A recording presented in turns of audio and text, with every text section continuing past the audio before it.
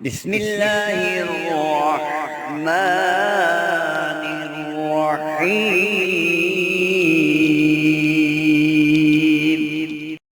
السلام علیکم میرے دوستوں، بھائیوں اور بہنوں، الحمدللہ آج رمضان المبارک کا دوسرا جمعہ ہے۔ ہر بندے کی کوئی نہ کوئی حاجت ضرور ہوتی ہے۔ کوئی نوکری کا طلبگار ہے، کوئی اچھے رشتے کا طلبگار ہے، کوئی رزق کا طلبگار ہے، کوئی چاہتا ہے کہ اس کے گھر سے پریشانیاں ختم ہو جائیں۔ تو کیوں نہ آپ کے ساتھ صرف ایک دن کا عمل شیئر کیا جائے جس سے آپ کی یہ تمام پریشانیاں دور ہو جائیں اور آپ کی تمام نیک حاجات اور دلی مراد اللہ تعالیٰ اپنی رحمت سے پوری فرما دے۔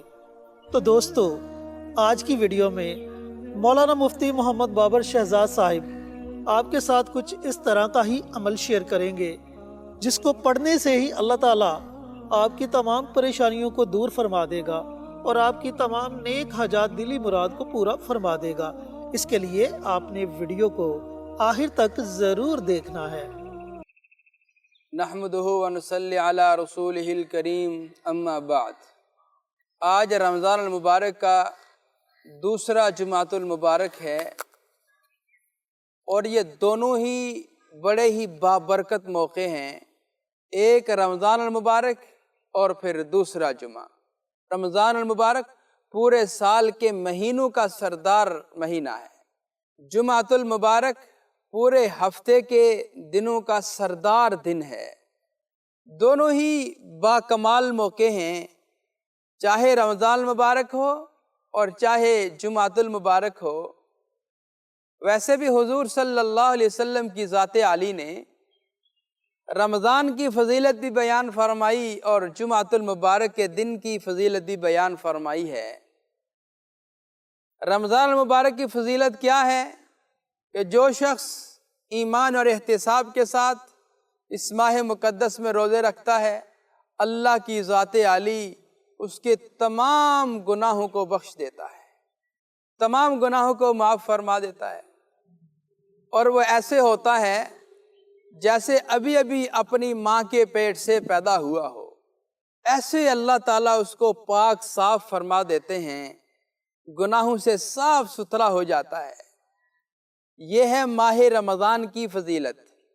اور پھر جمعۃ المبارک کے دن کی فضیلت، اس کی بھی بہت زیادہ فضیلتیں ہیں، لیکن ایک فضیلت یہ ہے کہ اللہ تبارک و تعالی اس جمعۃ المبارک کے دن جو شخص انتقال کر جاتا ہے اس کے حساب میں نرمی کرتے ہیں، حساب کتاب میں نرمی ہو جاتی ہے، اور پھر اللہ کی رحمت ہر وقت اس کے بندوں کے لیے منتظر رہتی ہے کہ کب اس کے بندے جمعہ کے دن ذکر اذکار کریں، تلاوت کریں، اپنے رب کی تلاش میں نکلیں، اس کو ڈھونڈنے اور اس کو حاصل کرنے اور اس کو پانے کی جد و جہد کریں۔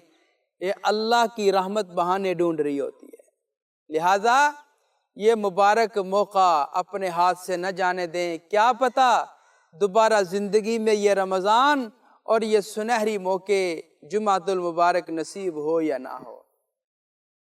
صحابہ کرام کا، اولیاء اللہ کا، تابعین و تبع تابعین کا معمول مبارک یہی تھا کہ جب بھی جمعۃ المبارک آتا وہ کثرت سے اللہ کا ذکر کرتے، زیادہ سے زیادہ اللہ کی عبادت میں لگ جاتے، وہ اللہ کو راضی کرنے کی کوشش کرتے، اللہ اور اس کے رسول کو منانے کی کوشش کرتے۔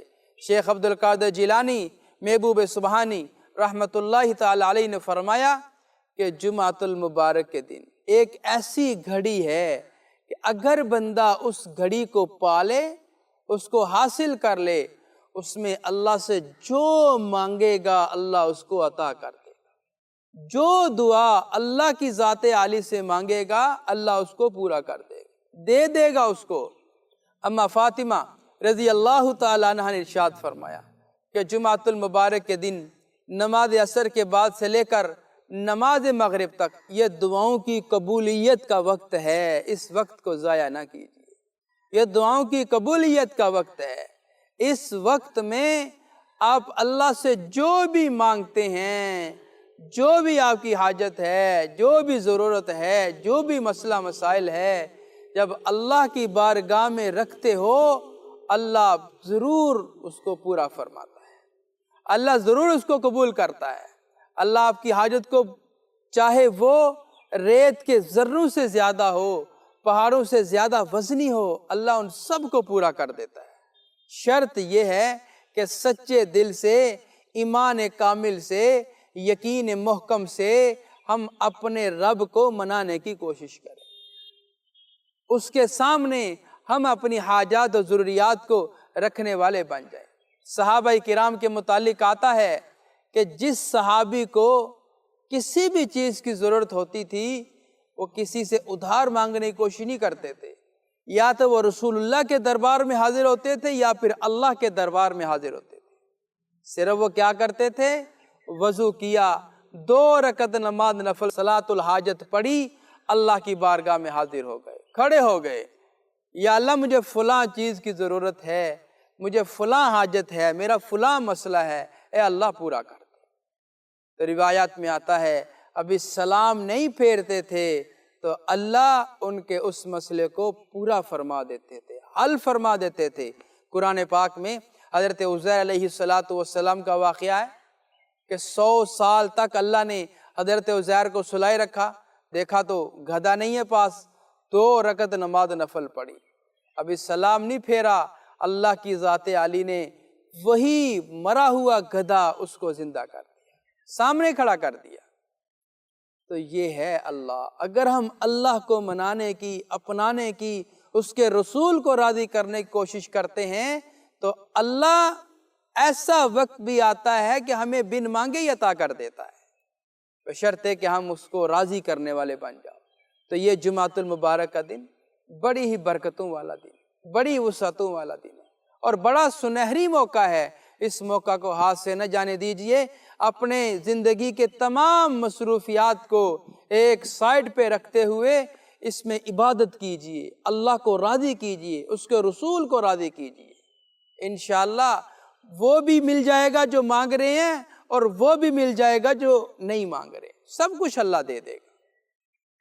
وظیفہ عرض کرنے سے پہلے ہم آپ سے ہر ویڈیو میں یہ عرض کر رہے ہیں کہ ہماری جتنی بھی ویڈیوز ہوتی ہیں یہ سراسر اسلامی ویڈیوز ہوتی ہیں، اور ہم صدقہ جاریہ کی نیت سے آپ حضرات سے یہ ویڈیوز شیئر کرتے ہیں، تو لہذا ہم یہ چاہتے ہیں کہ آپ بھی کوئی ایسا کام کریں جو آپ کے لیے صدقہ جاریہ بن جائے۔ وہ کام کیا ہے؟ آپ کمنٹ باکس میں جائیں، وہاں پہ جا کے سبحان اللہ، ماشاء اللہ، الحمدللہ، اللہ اکبر اور حضور صلی اللہ علیہ وسلم کی ذات عالی پر درود و سلام کا تحفہ لکھنا نہ بھولیے۔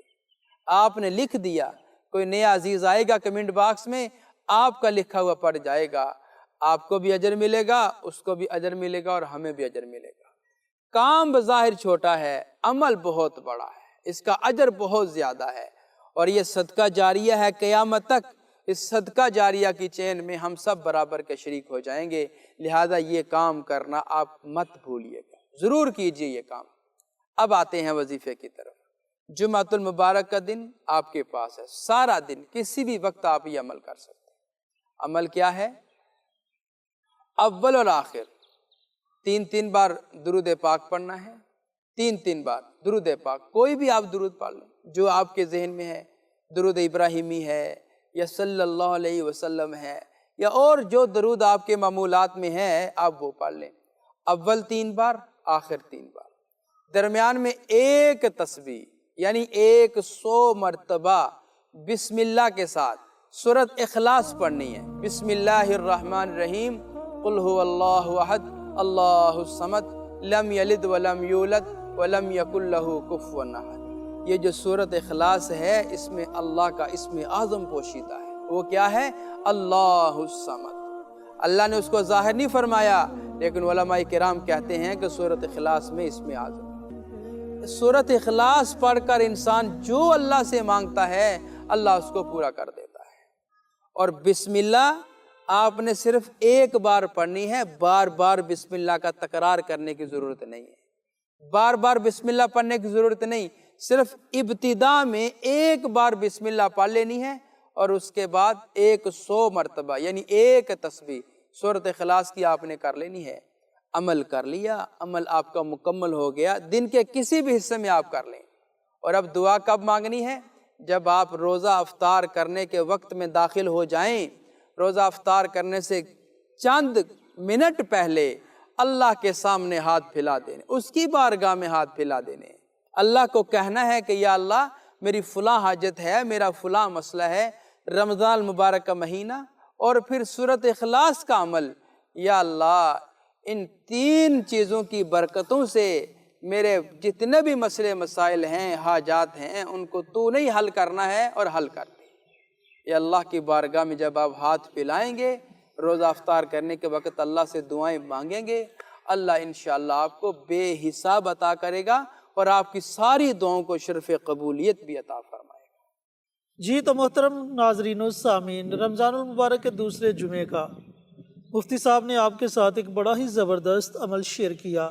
اگر آپ حاجت مند ہیں تو اس عمل کو، اس وظیفے کو ضرور پڑھیں اور اپنی حاجات اللہ رب العزت سے پوری کروائیں۔ ملتے ہیں ایک اور نئی ویڈیو کے ساتھ، اجازت دیں، السلام علیکم۔ ہماری ویڈیو آپ کو پسند آئے اسے لائک کریں، شیئر کریں، ہمارے چینل کو سبسکرائب ضرور کریں اور ساتھ والے بیل آئیکن بٹن کو دبائیں تاکہ ہماری ہر آنے والی ویڈیوز کی اپڈیٹ آپ تک آسانی سے پہنچ سکے۔